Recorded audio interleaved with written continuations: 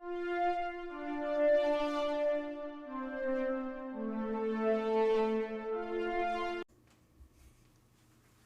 are happy to announce that this episode of the SWW Show is partially brought to you by Humble Bundle. Well, not really. We are part of the Humble Bundle referral program, and we just wanted to say that if you like really cheap games and maybe helping charity pending the Humble thing going on, all you have to do is go to humblebundle.com/partner equals SWW. That's right, humblebundle.com/partner equals SWW. And you just do your normal stuff, and it just kind of helps us get a couple bucks here and there. Maybe it helps AJ get his lights. Maybe it's Mike camera. Maybe we actually pay Corey for helping us out. But again, if you're going to go buy games anyway, it might be worth checking out. Hello, everyone, and welcome to episode 42 of the SWW Show. Closing in on that 50. That big old 50. Still need to figure out what we're going to do for 50. Is that when we start collecting Social Security? 62. 62? What kind of fucking Social Security are you collecting? 62 you can start collecting. Isn't it like super reduced? Yeah. I think 66 is when you can... When you like fully. Yeah.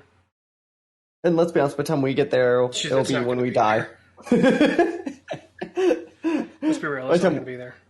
By the time we get there, it's when we're literally dead. Yeah. They're like, you start collecting 2 years after death. You're like, so I just don't collect it.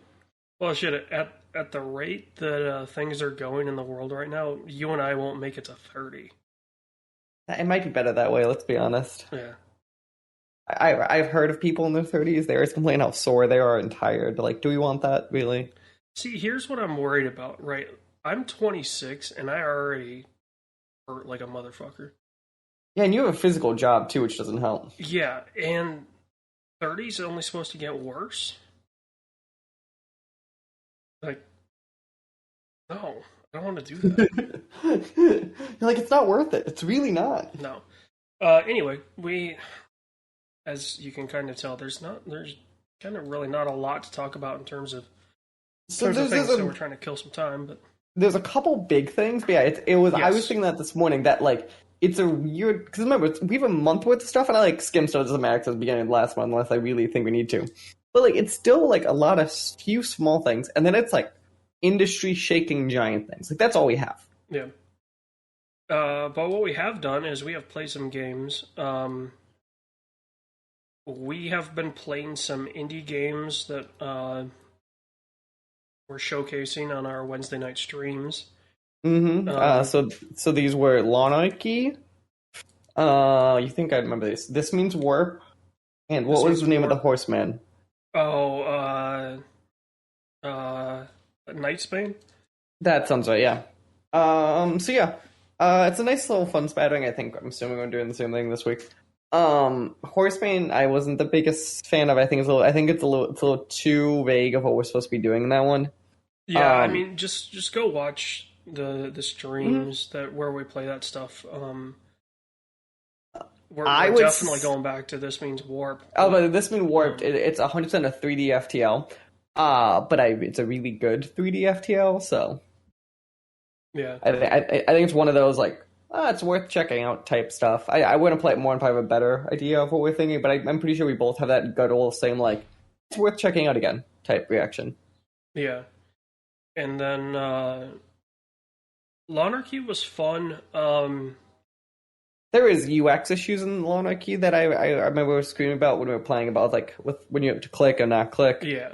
I wish there was a little more to it, but yeah, for what I'm assuming was a couple-buck game, I don't think it was bad. Honestly, I think a lot of that would be solved if you played it by yourself and just played against AI. Mm-hmm. And then you can just take your time and read everything, but yeah. Yeah, so Lawnarchy is $5.99 on Steam. You jumping in cold and me having played it before. Which is funny, because I'm pretty sure I beat you almost every time. Yeah, but again, we talked about it on stream. That game. Yeah, you're pretty convinced that's to do with first.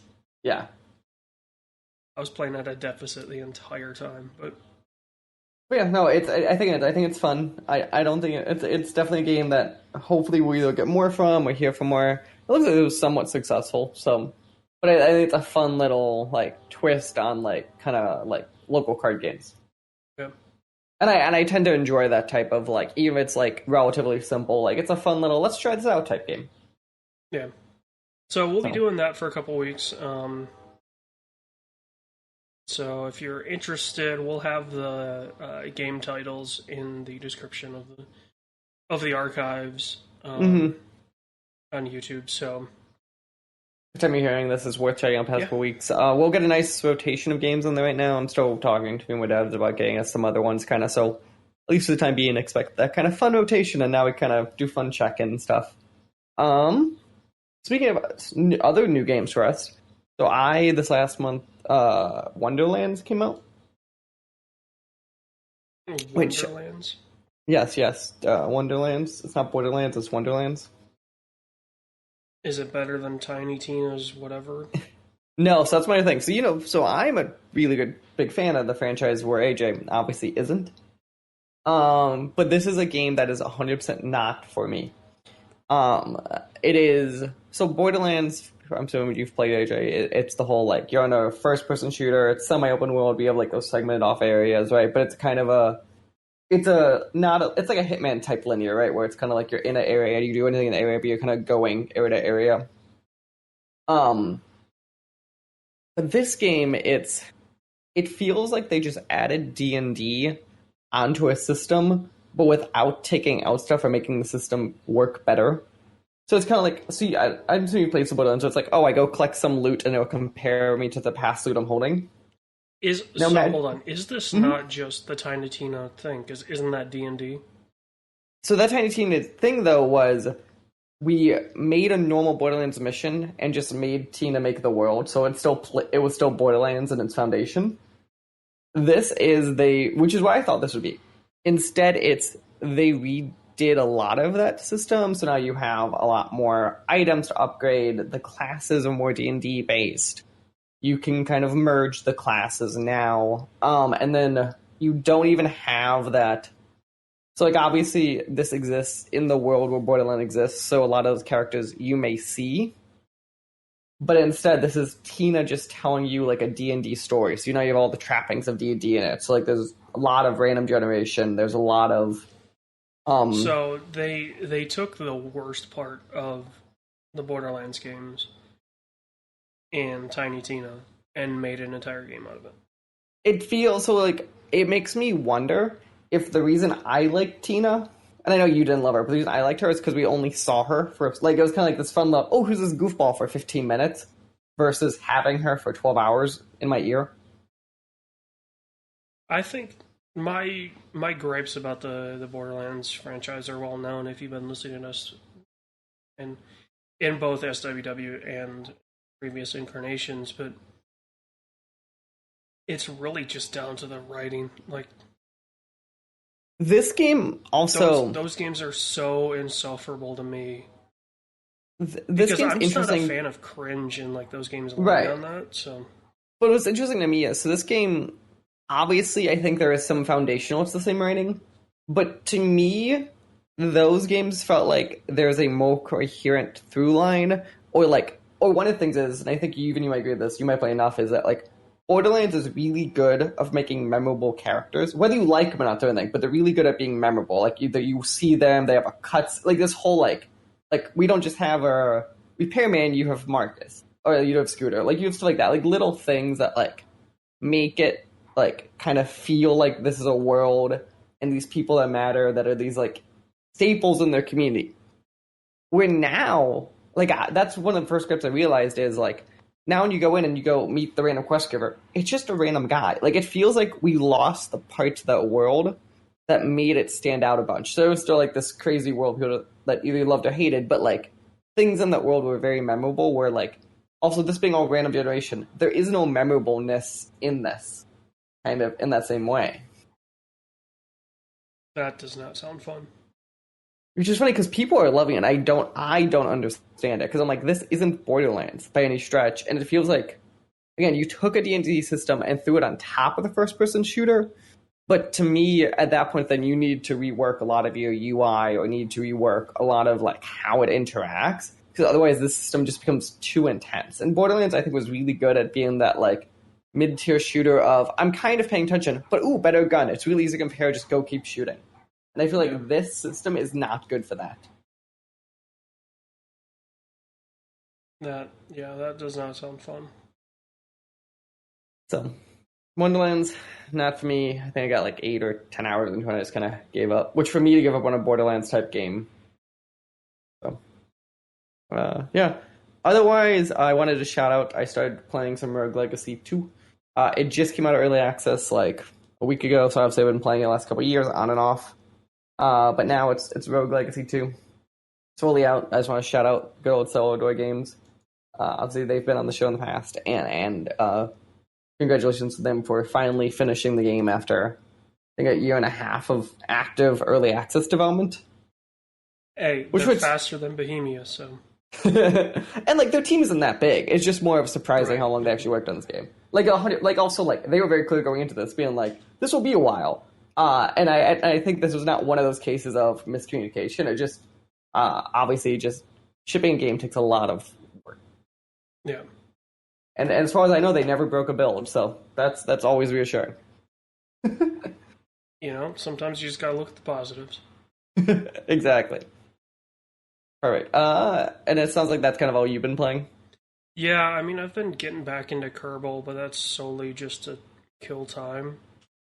So Do you have a goal in Kerbal, or is it just you kind of fuck around I and see just what always happens? use the sandbox, and then I'll fart around with some of the different mods and stuff like that. So Okay. Nice, nice.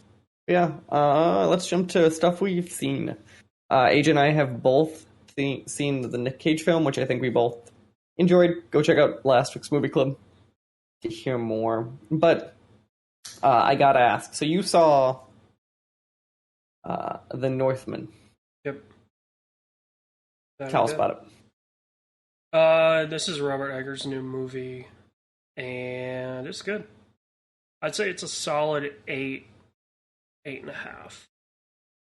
at the Which highest. which that sounds like types of film he makes. Yeah. Um, this film was very interesting to watch in a fairly religious community. Hmm? Well, because where I saw it, like it's a Okay. pretty Christian area. Because it doesn't dive into a lot of the Norse kind of fuckery, if you will. Like, Mm-hmm. um, he keeps it pretty basic when it comes to the mythology side of it. Um, but there's your typical Norse splattering of a bunch of blood, incest, killing kids. So normal. How does William Defoe look like? Does he look like a native Norseman? Willem Dafoe's character is insane. I feel like he's the standout when I'm watching trailers of that film. He's the one that like stands out to me Yeah. because he Um, looks just so wild. yeah. Uh, I hate to say it, if you go to see this movie to see Bjork, she's in it for literally 30 seconds. Yeah, are people really going to this film to see Bjork? I genuinely believe that they put her name in the titles to draw eyeballs. I'm assuming like why out like because she got paid obnoxious amount for that 30 seconds. Yeah. Like, here's the sad part. Watch the trailer when they show Bjork. That's it. That's that's it. There's some other shots, but that's the only shot where you see her face. So, Mm. but does a pretty good job. Alexander Skarsgård was in better shape than anybody has ever been. He looks like he could just rip somebody apart. Also, the trailer for this film has the problem of it spoils all the cool parts. Mm-hmm. So I don't know if you remember the trailers for this. They show a shot where um, the Vikings stand up and somebody throws a spear at them. They catch it and throw it back. Mm-hmm. If that hadn't been in the trailer, it would have made that sequence so much better in the theater. Really? Because it is badass the way that it's shot. Because it's all quiet, and then you just hear the thing. And the guy catches it, and then he just throws it back, and then everybody starts yelling, and charging and fighting and stuff. So, like, that would have been such a cooler moment. But I understand why you had to show it, because otherwise, there's a lot of down, kind of like non-action parts of this movie. Okay. So it's kind of tough to be like, oh yeah, like it's this crazy story, and the trailer's just gonna be like minor action pieces. But it's one of those that I could almost see, because that makeup has to be stupid, that to make too many action scenes with that makeup, it's going to be expensive as hell. Probably not. I mean, it was pretty basic in terms of costuming and that. So, which it was fairly realistic in that point of view. Okay. It's certainly an interesting movie if you are into Norse mythology, because they cover some stuff that, while it's at a fairly basic level, they cover some stuff that isn't normally covered. So, Okay. yeah. Well, at that note, let's jump to. I'm trying to think of my films that I saw that kind of stood up. So it's really funny because Nick Cage thing that a few days earlier I watched 99% of Con Air. Can we also just appreciate for like I'm assuming you've seen Con Air, AJ. Yeah, it's been a couple of years. But like that cast on paper might be the wildest cast of any film of the 90s. Okay, it's Nick Cage, John Malkovich, John Cusack, Steve Buscemi, and Dave Chappelle, and Danny Trejo. I think I have one. It's got a crazier cast, but let me just pull up the cast. Because like this cast is wild. How about we go Ed Burns, Adam Goldberg, Vin Diesel, Giovanni Ribisi, Ted Danson, Tom Sizemore. I can't remember if I already said him. Matt Damon. Which film is this? Hanks. This is Saving Private Ryan.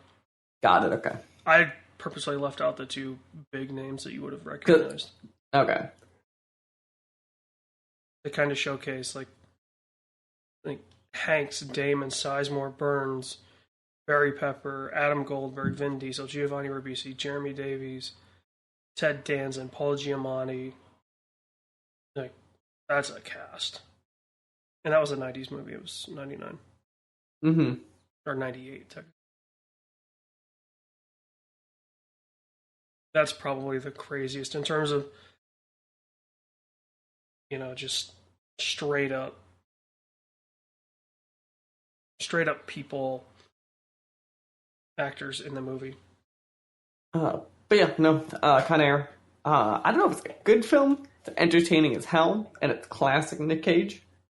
That you don't realize for a hot minute that Nick Cage is the star of the film, but he becomes the star of the film, and that's all that really matters. But yeah, the other one I want to point out that I saw was Contagion. Which, have you seen Contagion? Yes. It stars, why can't I picture the actor? Lawrence Fishburne. Yeah. Yeah, I've seen it years ago. Probably around when it came out. The only thing I gotta say is it's a bit scary because of it was actual like protocols and stuff, and it felt way too real post-pandemic. Yeah, I remember this movie, like people being like, "Oh, this is just the plot to Contagion." It is kind of scary. Yeah, there were some other ones. I believe 28 Days Later. Some people were referencing. Um, Also, I want to discuss the weirdest thing the film did was, so it's set in Minneapolis, which we would begin with, but whatever. But they use Chicago skyline as Minneapolis. you want to talk about that? So I think I mentioned this, or I texted this to you. I don't think I've mentioned it on a podcast. I rewatched The Batman because it came out on HBO. Yeah, I think you're just talking about this. They could not decide what city to use.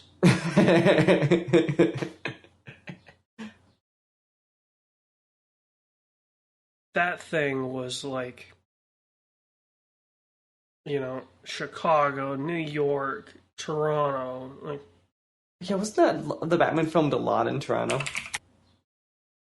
I would imagine. Just because, like, a lot of things are right now, and I thought, just generally speaking, like, I thought it was very Toronto. Vancouver's pretty popular too, but the Batman is the first one that comes up with. It's filmed in London a lot, apparently. Probably soundstage stuff. Yeah, they filmed it in Scotland for the Wayne Manor. You cannot find this shit on IMDb anymore. Where the hell is it? I just found it on Wikipedia. I hate to break it to you. Yeah, a lot of it is Liverpool for a lot of the like close city shots. It looks like. Yeah, explore more details. Filming and production. There we go. UK, Chicago. That's a lot of Britain. Yeah. And Chicago, I'm pretty sure they're only here for like a hot second. I don't remember them being here that much. Yeah, it might have just been here for like outside shots. Like, I don't remember them shutting down mass amounts of the city for this. This wasn't like Dark Knight where they shut down the city. Like, yeah, no, it was just all external stuff for Chicago. But did this use Disney's new 3D tool? Didn't it? The video wall? For what? The Batman. I thought it used whatever that Disney tool is they started using. Oh, the Mandalorian thing? Yeah. I thought they used part of that for this. Won't surprise me. I want to call it the Void, but I know that's not it. But I'm pretty sure, because that's Disney, I thought, would start licensing it out to other studios. So. Because it's IOM. Shot on an Ari Alexa. Actually, two Aria Alexas. The LF and the LF Mini. That was shot super well. Yeah. Ari Raw 4.5K. Yeah, that's kind of the big film stuff. Looks like you've done a whole lot of nothing. I want to shout out. This is not a typo. I went to an AAW pay-per-view the other day. Are you aware of AAW? No. It's All American Wrestling. Thank you. Based out of here in Chicago, Illinois. Okay. In a weird fucking bar in the south side of the city. It was decent. I've never been to like a pure indie house show before. And it was weird because it had AEW stars there, and also a lot of AEW stars came from AEW. So like you could tell who became famous because their stuff's all over the place. Yeah. But no, it's cool done. It was one of those. It was a funny pay per view so obviously on a pay per view they have like video intros even for indie wrestling, but they didn't have access to the video walls, so a guy just had to like kind of show it on the laptop in front of the stage.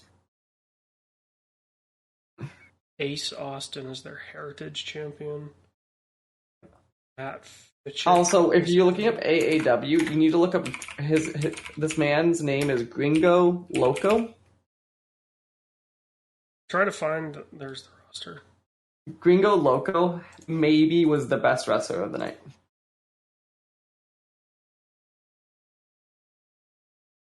Ace Perry looks like a total douchebag. Yeah, I mean, it looks like Eddie Kingston. Yeah, no, there was a few. This is where Kingston came up from. Their Mm, old female champion used to be Sky Blue, who was starting to become a name in AEW. So Josh Alexander.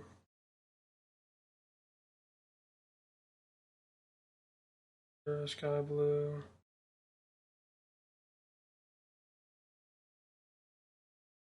Yeah, I mean, uh,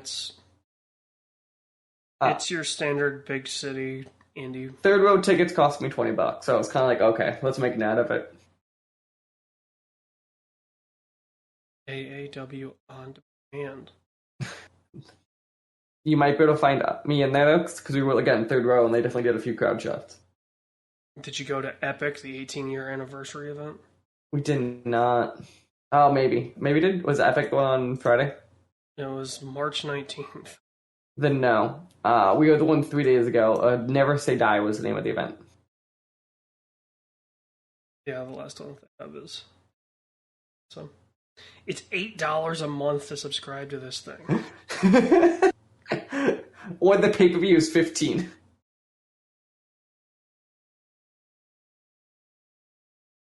22 matches of Tyler Black footage is only 8 hours. That doesn't seem like. Anyway. Yeah, I think it was a fun, okay. cool. So this isn't as bad as I thought. This has got over the top. It's got some other stuff. Is it like all of the indie stuff basically? It looks like it's AAW and over the top, maybe. It's Fight TV. It looks like you're subscribing to, so I'm pretty sure you get everything that they do. I'm looking at the options to just subscribe to Fight TV. Get your subscription to AAW Professional Wrestling today.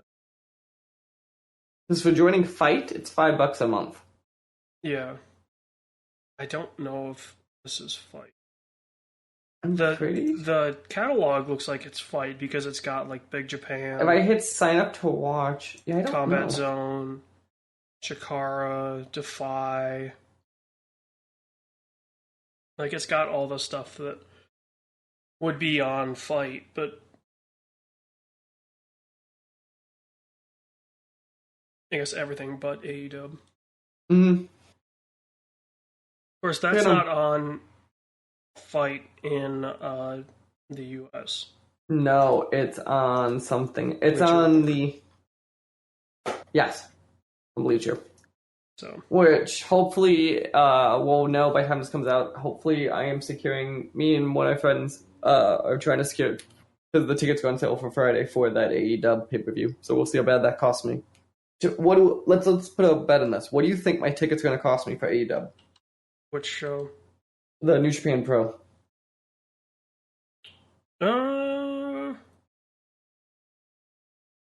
Depends on where you want to sit. What do you think? Like if we just did like average, like we'll say even 200 level. $50 probably. We'll see. I'd go betting it's like 150 or 2. It's definitely not that because I've seen. Well, I guess if you can get them at face value. Yeah, the question was, could we get them on face value? And then the thing though is, according to like pre-tracking, this is the most tracked AEW wrestling thing. Dude. Should I go to? Let's see. I mean, as it stands right now, tickets aren't out for it yet, I thought. No, I'm looking at the your Memorial Day show, the Detroit one. Mm-hmm. On June 29th, and it's looking like $70 to $200 for the hundreds, and $50 to $300 for mezzanine, and then $50 for the nosebleeds. But that's gonna be a drive. Well, that's gonna be a drive, but that's also the show after Forbidden Door. Oh. So there could be some fun stuff happening. Yeah, I know. Forbidden Door, I'm going to be very curious. So, well, wrestling talk second. So Punk is for the Vegas pay-per-view, Double Nothing. It's Punk versus Adam Page. So the rumor currently is that Punk's supposed to win and then lose it at Forbidden Door.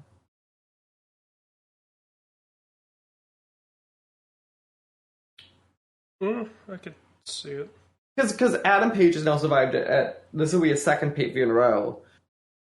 So like I don't think he's gonna retain it, and obviously giving Punk it makes sense, at least just for once, just to say he's a champion, even if he loses at like the next match. Yeah. So we will see. It'll be interesting though, I think, for this New Japan show, just because how many AEW people came from Japan. Yeah. Like Here's the that interesting has to be where thing, it's right? fun. So you can see like the kind of the I guess the hero shots for the events. So like Bullet Club. Well, so here's the thing, right? So in Milwaukee, which is the Dynamite Rampage before Forbidden Door, up front from left to right, you have Page, Jeff Hardy, CM Punk, Chris Jericho, and it looks like Moxley. Mm-hmm. In Detroit, you have from left to right Sting, Danielson, Jade Cargill, and Page. Right. Wait, Page? Adam Page. Okay. I was like, what? And then second row, you have Jericho, Punk, Baker. Third row, you have Darby Allin, looks like Andrade, Moxley, and Keith Lee, maybe. Still who that. And then you have Bucks in the back with Adam Cole kind of right in front of them. Mm-hmm. So it's an interesting, like, if that's who you're pushing, right? Like, people are going to go to the show because Jade, or, like, that's generally why you structure it that way. Mm-hmm. So it's interesting to me that they've got Jade front and center. I don't think she's from Detroit, but it wouldn't surprise me. Yeah, no. I would put Sting dead center because Sting has had some matches in Detroit. Right. It's kind of like how when you see the Chicago shows, you assume CM Punk is front and center now. Like, he generally is front and center, but like especially the Chicago shows, like it has to be Punk. Yeah, okay, so he's front and center, Milwaukee, Which I would check out. Makes sense. For the Ontario Rampage, the Vegas stuff, Dynamite LA, they don't really have one that's front and center. And all that stuff can always change too, obviously. Houston is Jericho. Elmont, New York is MJF because it was Jersey. Long Island. Dark tapings. Baltimore, they have Adam Cole, dead center. So, yeah, it looks to me like the kind of default is Punk in front. Yeah. I do like that it's different for each show. Yeah, no, I think they're pretty good. AEW is not good about giving you Roman Reigns versus whoever for the 10,000th time. Yeah. That's Mark Henry is on the poster for the Ontario show. That's funny. A trainer and Luchasaurus. Keith Lee, Britt Baker, Jungle Boy. That's so insane. Oh, that's too crazy. Also, how are they... Playing's the wrong word, but you know what I mean. How are they playing Elmont, New York, Independence, Missouri, and then Milwaukee before you've ever been to Detroit? They hadn't stepped foot in Michigan until June 29th, 2020. I was like, you understand, they're in Chicago like fucking once every 2 months almost. Yeah. Like, between Chicago and Milwaukee, I could legitimately go to like 7 wrestling shows a year without leaving an hour in my house. Yeah. Like, which for E-Dubs a lot. I understand the history in Detroit. Like, it's tough for a promotion to make it, but if they can, they make it. Mm-hmm. Also, some of the greatest matches of all time have been in Detroit. Quite possibly the one moment everybody knows was in Detroit when Taker sends Mankind off the cage. Mm-hmm. Also, the infamous Stone Cold driving the Zamboni up to the ring. Well, I was like, when you said what everyone knows, that's what I picture. There's that one. I mean, everybody knows the beer. I was in the beer truck also. Well, the copy pasta of Undertaker throws Mankind off the top of the cage. At least everybody on the internet does. So, Detroit is definitely a city that you can't forget them. Mm-hmm. Because like it's a pretty loyal audience. And like, okay, we've got SmackDown coming to Grand Rapids, but we'll have Raw, SmackDown, the house shows come through GR. AEW's never even remotely hinted that they're gonna go to Grand Rapids. Which I'd be curious why, because looking at a map, like they go to Pennsylvania, and they go to these spots, you're not that far out of Michigan at this point. They go to some small places. Like, I'm not bashing Independence, Missouri, but Independence has to be bigger than Grand Rapids. Chicago, I don't know if you realize, they used to. I was about to say, Chicago, they used to even not be in Chicago proper. They used to be in one of the outer suburbs. Yeah. Like, they've only recently moved into Chicago proper. Yeah, they used to play the Allstate Center, didn't they? No, they used to play the Now Arena, which is even smaller. So most times I've seen AEW, they're in the Now, which is in Hoffman Estates. It's an hour outside the city. Like, it's when you were at the Schaumburg IKEA, you were like 5 minutes away. Yeah. Like, so imagine that's a Chicago show. Yeah, they're playing the UW Milwaukee Panther Arena in Milwaukee. They're not even playing Fiserv. Which is like, I've seen Raw at Pfizer, actually. Well, I wonder. So June 22nd, that might be like Bucks. Bucks are yeah. They have a problem. They always have that problem. It's funny because like they're playing the United Center. You could have the same problem with the Bulls. Let's be real. The Bulls are definitely not going to be in the playoffs anytime soon. Sure. Or the Hawks. Like, they're playing Chaffetz Arena at St. Louis University. They're not even going downtown for that. They're playing the. But my understanding is they've been better at selling a percentage of their tickets, which is why they're pretty okay with it. Yeah. Because, like, Raw in a lot of cities has not been selling out a good percentage at all. No, WWE shows have never sold great. But, like, AEW's pretty good about, like, selling out their arenas because they just actually do the correct size. They play smaller places. Which Vandal is perfect for that, because, I mean, in concert form, I think it's 16,000. And you have to count where you're losing probably 1,000 seats from TV setups, but yeah. Yeah, so you take a metro area of 1.4, you can easily get 16,000 people to buy. You know, it's one of those things, like, the financial side of it, like, if that's what they're worried about, I don't see why they're worried about it. So, mm-hmm. Yeah. Also, I hate that they use Ticketmaster. Yeah. But yeah, for the only some of the film news we have this month, the biggest one, I think we all assumed it, but now it's official. Robert Pattinson will be returning in whatever the Batman 2 is called. At least it'll be another good Batman. This is going to be the first of, because they mentioned that they're going to do like a Batman and Catwoman stuff. I imagine. So is it Batman and Catwoman, or so like obviously that you teased the Joker? Mm-hmm. I would. So let's see. So we've seen the Riddler. Well, so this is before even the movie came out. Like, they had mentioned that they were going to do stuff with Batman. Well, you can still like tie Catwoman to basically any of the villains and make sense why she's there. Yeah. Like Catwoman's not that hard to tie to a scene of a crime. especially like Mr. Freeze would be someone that fit this world really well, and you could explain why she stole his tech or owes him money or whatever. Like that's not. Yeah.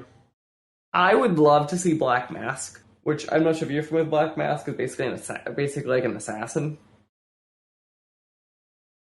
I think Yeah, I he'd be guess I cool. don't know, like the fact they don't want to turn it R, and I understand why, Hmm.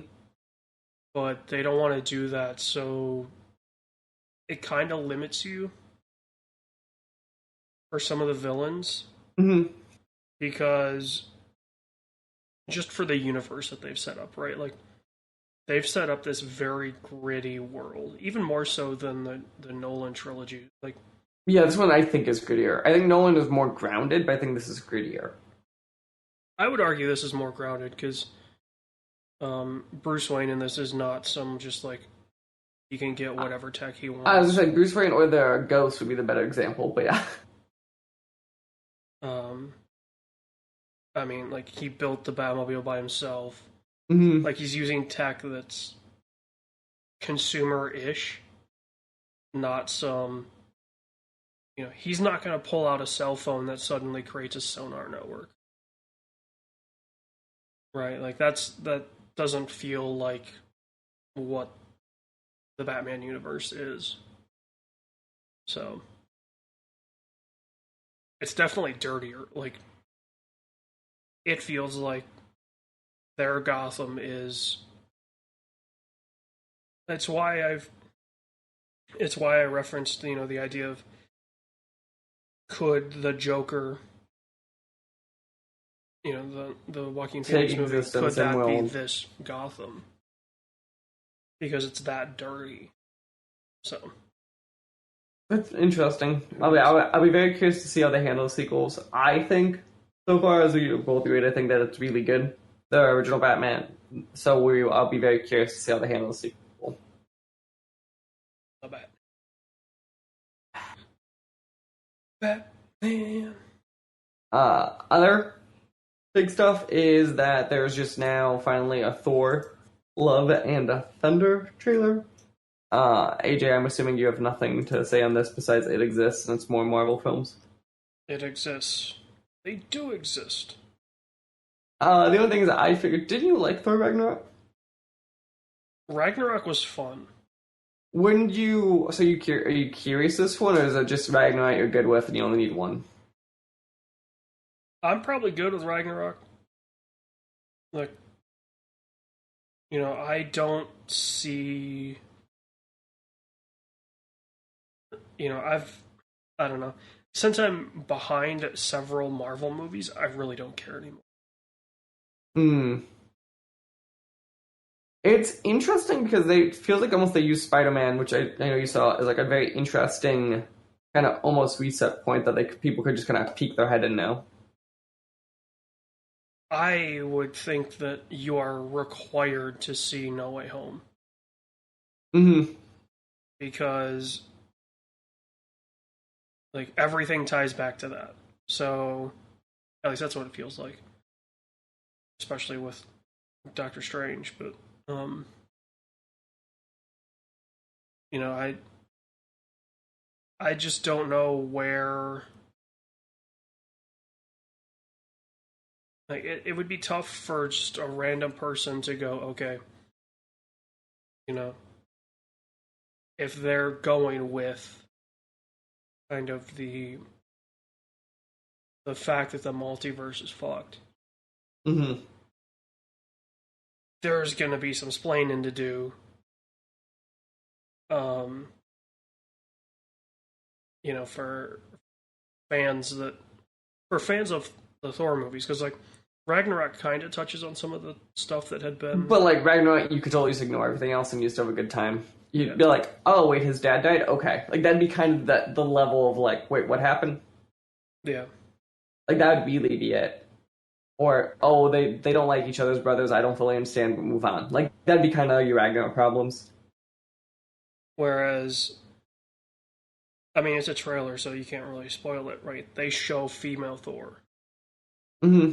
But that hasn't existed yet, so I think explaining is still going to be interesting. Yeah, well, they'll just multiverse it. Like, That's what I'm assuming. They're just going to basically be like, oh, she's from somewhere else. Which Doctor Strange in theory should explain that better of how they just kind of merge, but that's what I'm assuming. I just hate that they're like, oh, we just have the multiverse now. Like, we can just do whatever we want.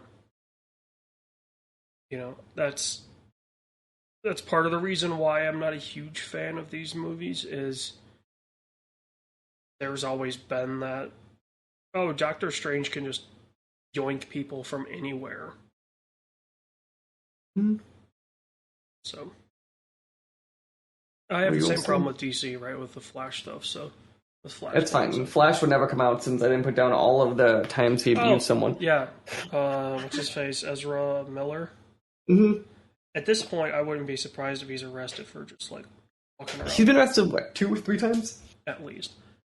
He's probably been arrested since we started recording this, but if I wouldn't be surprised if he's already been arrested for just walking around with this hog in his hand.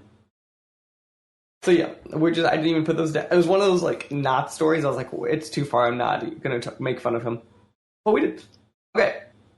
So I want to point out the top story didn't exist until a couple hours ago. So this is like when you say how insane. This. Yeah, like when we say how much, we say there's not much news, but it's all industry shattering. This is to put this in perspective. So effective, I think it looked like midnight in Europe on May 2nd. Embracer Group announced they had entered an agreement to acquire Crystal Dynamics, Eidos Montreal, and Square Eidos Montreal, and a catalog of IPs, including Tomb Raider, Deus Ex, Thief, Legacy of Kain, and more than 50 other games from Square Enix Holdings. They held back a couple IPs, though. They held back a couple that surprised me. Well, it's going to be all stuff that like Eidos and Square Montreal made, so it's not going to be like they're not getting Square Japan stuff. Oh yeah, just so to clarify, basically it's all but like one of their Western studios. I think it's all of their Western studios. So what this is, effectively, yeah. That's why I thought basically the crux of this was, is they understand how to make Japanese games but not Western games. Yeah. My favorite thing was seeing people go, oh, now who are they going to blame their poor sales on in response to Square? Which, to be fair, though, if you look at actual numbers, Square was dividing it in the sales calls, their Western and Eastern. And their Eastern games were actually making way better money. But a lot of it wasn't comfort. Their Western games in the last couple of years was Avengers. Like when we're talking about it very different. The fact that they wrote off Tomb Raider as a loss. Right, like Tomb Raider sold like what, 15 million copies or something like that. Tomb Raider is a good selling series. It's a good enough selling series that you could have just kept going and been like, okay, we'll figure it out. Like they make enough money to at least kind of iterate again. Yeah. Like it wasn't like, oh, we could milk this forever. Which basically the part I want to get to next that is the upsetting part of this is, did you see what they're going to use the money for? Oh, yeah. Would you like to tell me? I can't. Square Enix Japan is investing $300 million into NFTs in the metaverse. Not the metaverse, the blockchain technology. Well, yeah. But like the phrasing, I'm like... Yeah, they phrased it, I think, the right way, because I wouldn't be surprised if Meta goes after trademarking metaverse. But like, I read that and I'm like... So first off, Embracer, who like, until 5 years ago, no one had ever heard of, and even still to this day, people forget how big it is. So for those that don't know, Embracer is basically the remnants of the old Koch Media. Right, but it's way more. Yeah, they've gotten bigger since they acquired pretty much all of THQ. Like that's where they really started, right? Like, but like a lot of it's Koch Media, and then it's another like it's a lot of weird like so remember this is the group that also came in and bought Deep Silver like they've been Yeah. buying like this is like when we talk about like Microsoft in the industry any like they own Gearbox now when we talk about how big like they bought which also puts in perspective they bought Gearbox for $1.3 billion and they bought Western Square Enix for $300 million. I think that that number puts into perspective how little Square care. I think I read it was for Square Enix Montreal their profit rating last year was 0.14%. They didn't release anything last year, did they? They might have had like back end money and stuff, and but the whole point was like they had no like they made nothing. Also, Embracer must have dirt on everyone. Because if they can go in and acquire Gearbox for a little over $1 billion, and then go and say, "Oh, Square, give us Crystal Dynamics, give us Eidos Montreal, give us Square Enix Montreal, and a catalog of 50 IP, or a catalog containing 50 games worth for $300 million." Like, nobody does that. Mm-hmm. Yeah. Like, You I just don't see how they. Embracer's got something that, or they're just like loaded beyond belief. And okay, yeah, the purchase price was 300, but the board but of the thing directors gets a so you have to donation. account for with the 300 million. The only thing I could see is they're going to spend a lot of money pulling these IPs out of the grave. What I don't understand is like if they have access to all the past stuff, like just re-releasing most of those IPs, like their existing games, will probably generate enough money and hype. They also don't care because they've released a sequel to Homeland or Homefront, Mm-hmm. which Homefront wasn't that bad of a game. It just didn't sell that well. But that whole Homefront saga is wild because there Yeah. was a B-rate series that then Randy Pitchford bought. Like it was a whole like Yeah, it was a B-rate series that was Crytek, and then Crytek mothballed it. Then they wanted to spin it off. Then Crytek couldn't pay its bills, and then Embracer acquired it, and then they acquired Gearbox. I think. So.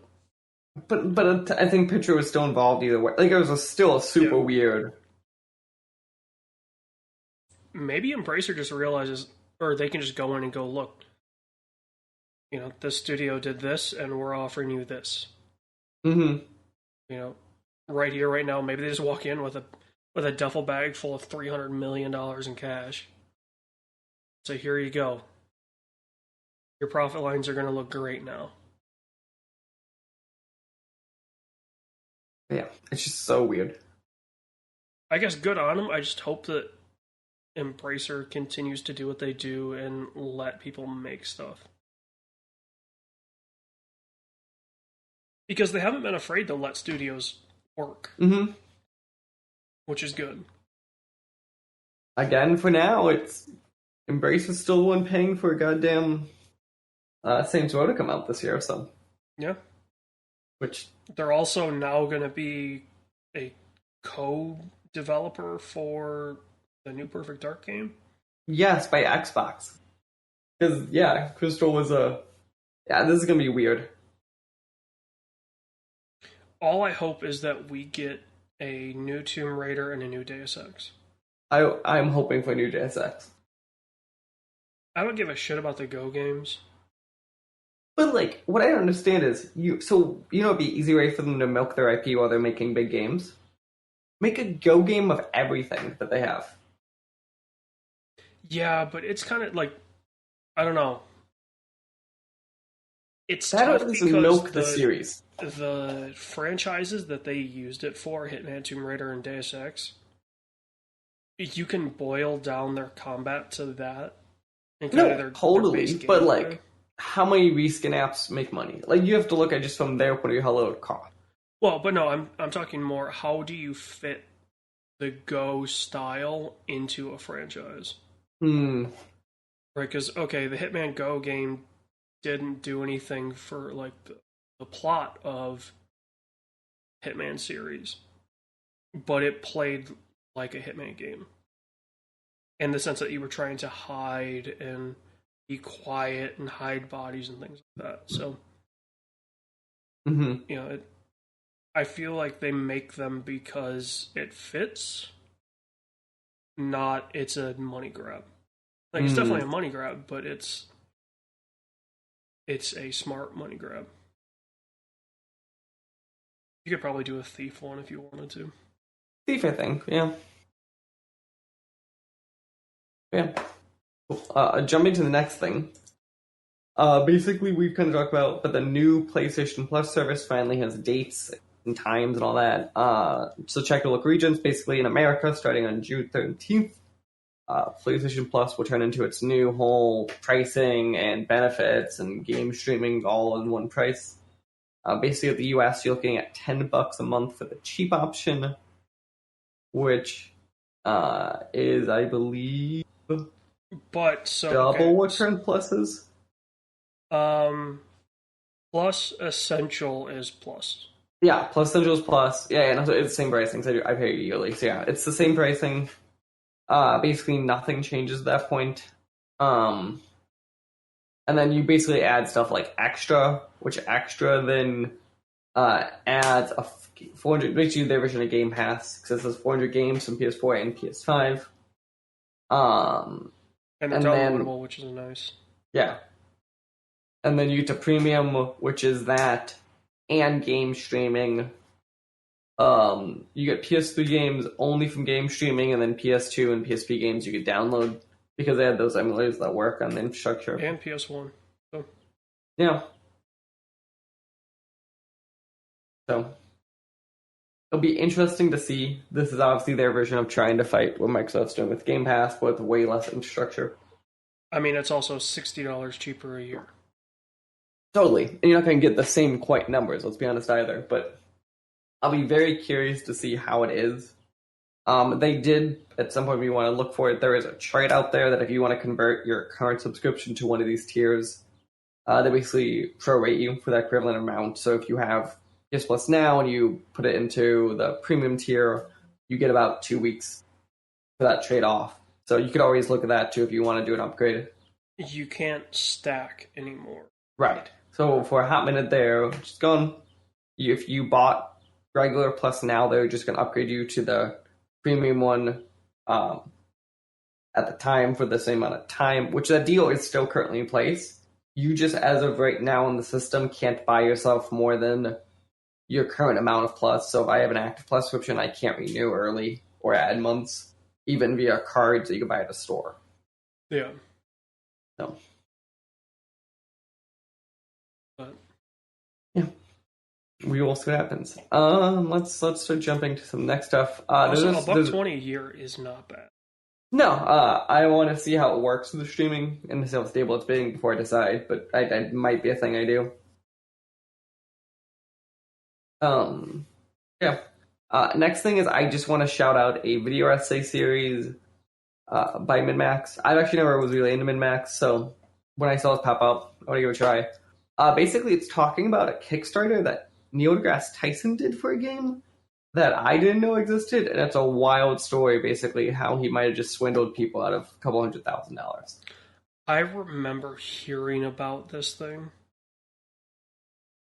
when the Kickstarter launched. I totally forgot about it afterwards. Maybe I did, but like one of those, you're like, oh yeah, there's a thing. Yeah, I mean, I feel like we had gotten over, or at least over the vast majority of the Kickstarter scams. Especially by celebrities. Like, there are probably random scams every day. It's just... Yeah. So. Well, especially with when Kickstarter made it so if you didn't hit your goal, everyone got refunded. Mm-hmm. That helped out a lot. Yeah, no, I just thought it's very interesting. Uh, Next, I want to shout out also. So, Lego Games is now partnered with Epic. Uh, what's interesting is at the same time they talk about like this whole they're going to work on the engine together. So, it's basically, if you anyone who does game developer, Lego did something with Unity last year or 2 years ago. So, I'll be curious, kind of, if this changes that dynamic. Basically, they're making like a Lego tool within the games, and some Lego games. Also, at the same time, they announced that both Lego and Sony put another $1 billion investment into Epic. All I gotta say is that Epic leadership at this point, I am surprised you're not all retired. Why would Don't you know about retire when you, you can keep because getting billions from these companies? it's just wild. It's billies and billies and billies and billies. Uh, Next thing I want to say is, speaking of wild stuff, so Richard Garriott, who people might know because NASA stuff, helped make Magic, helped make Ultimate, a very, very famous architect of the game industry, has announced he's making an NFT powered MMO. If you want to talk about why he didn't retire for billions of dollars, this is a perfect example. Here's the thing, right? This is smart Oh no. Why is it smart? because you have now accomplished everything that an MMO wants to be. Right? MMOs are all about, oh, this dude's got that gear. I want that gear. Well, now it's an NFT. So now the whales can just buy it. Oh. And the team behind this can say, oh, am I going to go for 2 weeks vacation in my Jackson Hole house or on the island in the Virgin Islands? This is why I would never make a video game with you. Because you would immediately just go. Oh, I would sell out as fast as possible. Me personally, hate NFTs, hate crypto, hate all of that. My company, shit yeah, crypto.com, here we go. You'd be like, can we IPO coin, whatever that means. I want to tag along to all the stuff that you have. Because if somebody's going to pay for it, sure, whatever. Like, you know, I'm not paying for it, so. And I can separate myself and my company, right? I can hate something, but my company loves it because it brings in a shit ton of money. What's the old line I once heard? It was, you could hate me all you want as long as you buy me a Ferrari first. That sounds like something Cliffy B would say.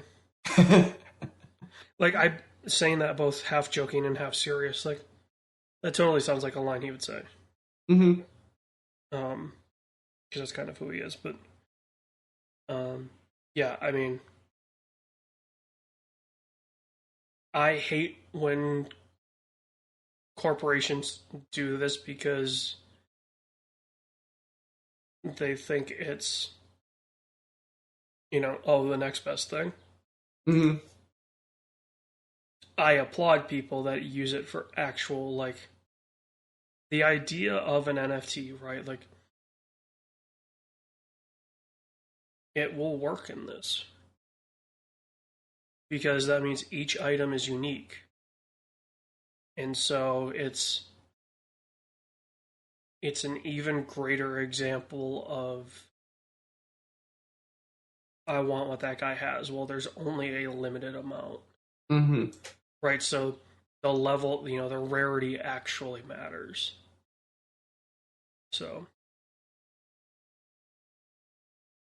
Yeah. Yeah. Next thing we got here is there's a whole thing going on with Ubisoft right now, which basically sounds like they're trying to get new games up and running. At the same time, there have been rumblings I didn't write down about how they've been trying to sell themselves to VCs.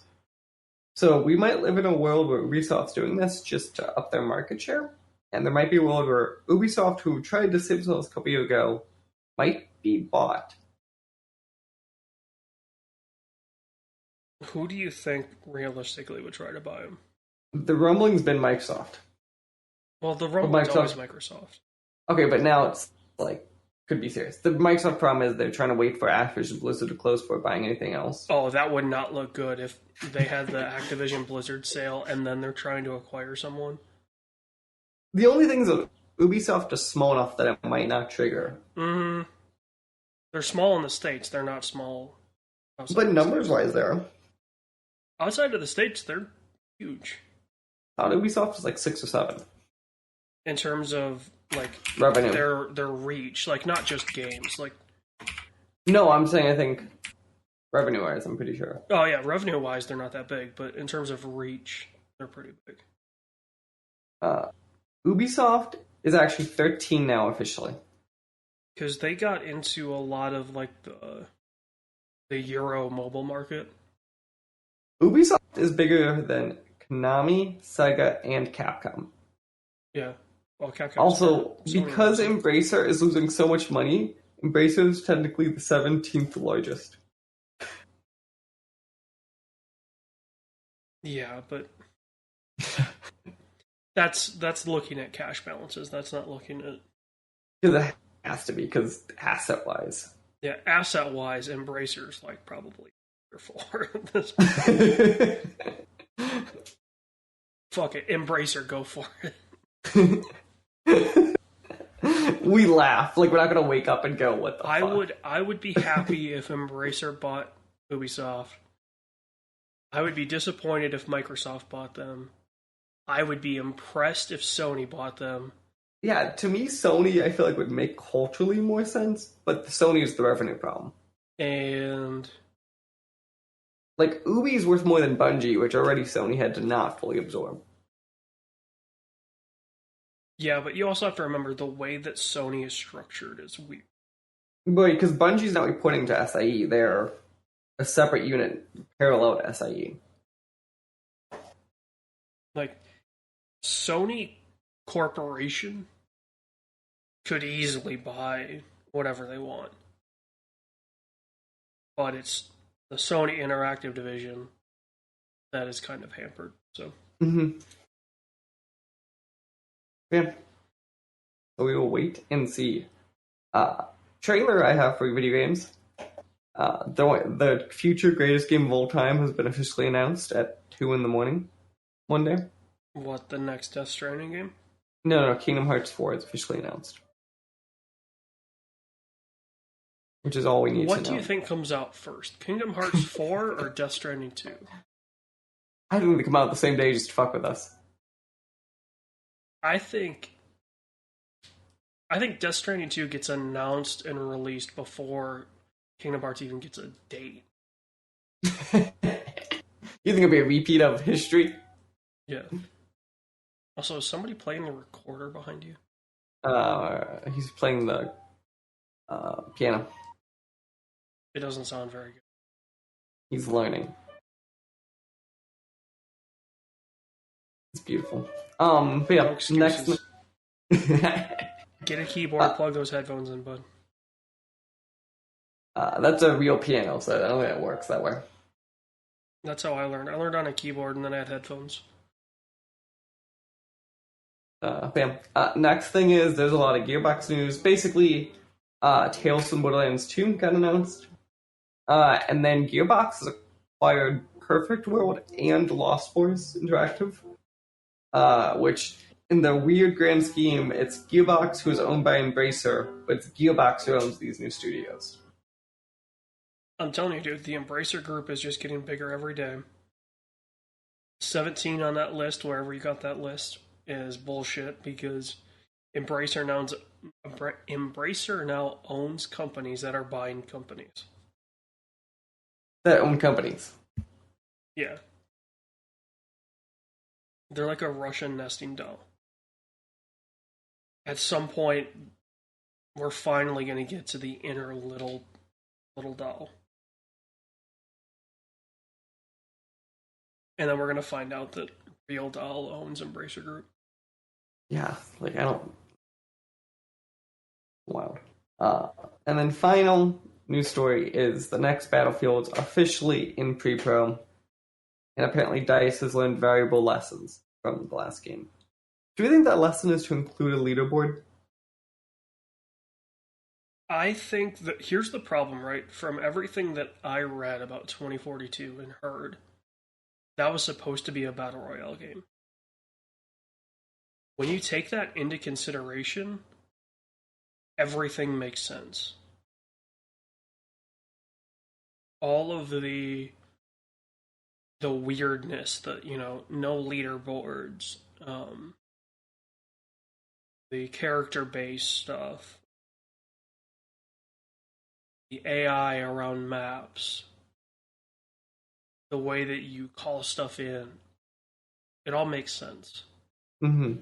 If it was supposed to be a battle royale. But then they're like, oh shit, Firestorm sucked ass. Nobody plays it. So we cancel that. And guess what? 2042, you have 6 months to make this into a Battlefield game. Go. Yeah. So. It will be interesting. And then, yeah, I will be curious to see if this does or doesn't suck, or does it actually a functioning game? As long as they don't try to make it a battle royale, it's fine. There's a lot of bugs in the last one, so hopefully it doesn't have that repeat. I think the bugs are because they gave them 6 months to go, hey, make a game. Oh yeah, no, it's always time. Also, I believe Battlefield Mobile comes out this year too, so I'd be curious kind of how that affects the development. Probably minimal. Yeah, but it's DICE LA that does mobile, is my understanding. And Industrial Toys. Yeah, so it's a small team. It's not going to affect. It's not going to affect DICE Sweden. Hmm. Yeah, we will see. Yeah, but games coming out this year, upcoming games. So on May 13th, expect Evil Dead. You expect Sonic Origins on June 23rd. In Theory on August 23rd, Saints Row. We out, and then as we keep in the notes for a monthly check-in, apparently Starfield is still coming on November 11th. Saints Row hits its date, Starfield gets delayed. You know, Saints Row was supposed to be out a long time ago. Yeah, but it sounds like it's completely changed. I'll be very curious if Volition survives this game. Starfield either gets delayed or it comes out in such a broken mess that it should have been delayed. Granted, it's Starfield, so it's going to be a broken mess anyway. But either way. Will be interesting. Yeah. Final thing. Movie club. Final thing as Mike slaps his meat. Yeah. Movie club. So basically, we kind of left it at 2 possible films, it sounds like. We've got one early in the month and one late in the month. So basically, our options are Doc Strange, or our option is option B is the homoerotica known as Top Gear Maverick. Right. Although there are women now, so that's true. Odds on the women being a lesbian couple. Oh, 100%. They have to show it. Or they're bi at the very least. No. Or they're lesbian, but not to each other, and they just both talk about their wives. That's how you find out. Yeah. Have you ever seen the Tarantino bit about Top Gun? No. It's hilarious. It's from a movie. I forget what movie. Does he basically just talk about the volleyball scene? No, he's like, you know what the greatest gay movie of all time is? Top Gun. It's Maverick's struggle with being gay or something. It's Sleep With Me is the name of the film. Yeah, it's hilarious. 1994. So, I highly suggest seeing that bit, because it makes you think about that movie in such a different light. Yeah.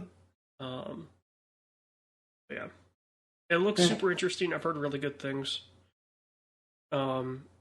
Doctor Strange, I feel like I'm gonna need a trip before I go see that movie. So Yeah. So what is our decision that you'd feel would be better? I don't know. We could do Top Gun, and it leads just into June. Just do a movie all about jerking off. Let's do it. So remember, Movie Club is Top Gun Maverick comes out on May 27th. See it for the next weekend. Yeah, see it for the next weekend. At some point, that's when I'm going to post it. And it'll just be a weird month. But don't worry, peeps. We have F1 shows. It's true. Because we've got Miami. Also, go check out, if you're not following them on Instagram, follow Haas F1 team. Their Miami poster is awesome. Perfect. Other than that, that's all we have for everyone this month for May 2022. I'm Mike. Follow me at Mikey_Moni. Follow AJ at AJ_Losi. Follow the show at the SWW Show. Watch our Wednesday night shenanigans. I think that is all. Anything else for people? I think I got a couple birds outside my window that are just going at it. Oh my. So it is that time of the year. Stay new to your pets. Stay new to your pets, people. Have a good one.